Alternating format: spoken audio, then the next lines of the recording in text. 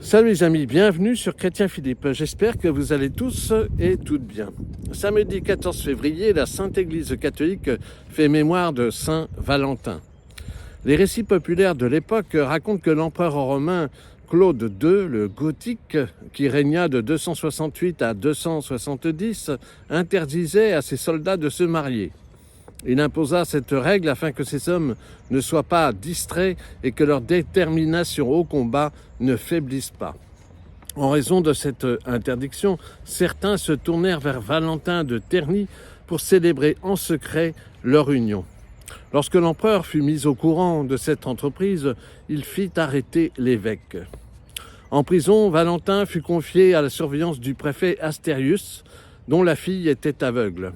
L'histoire raconte que Valentin redonna la vue à la jeune fille et toute la famille se convertit au christianisme. Doublement furieux, l'empereur Claude II ordonna la mise à mort de Valentin de Terni. Le malheureux fut décapité le 14 février 269. Fêter la Saint-Valentin n'a pas été immédiat après la mort de Valentin.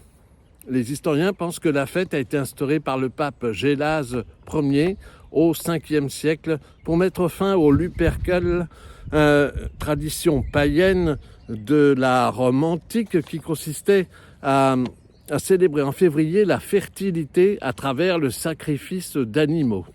À la fois festive et commerciale, la Saint-Valentin est aujourd'hui largement célébrée dans le monde. Ses racines chrétiennes invitent chacun à se recentrer sur l'essentiel, rappelant l'importance de l'amour.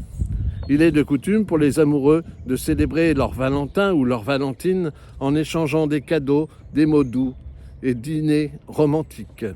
Alors Saint-Valentin, priez pour nous et bonne fête à tous les amoureux.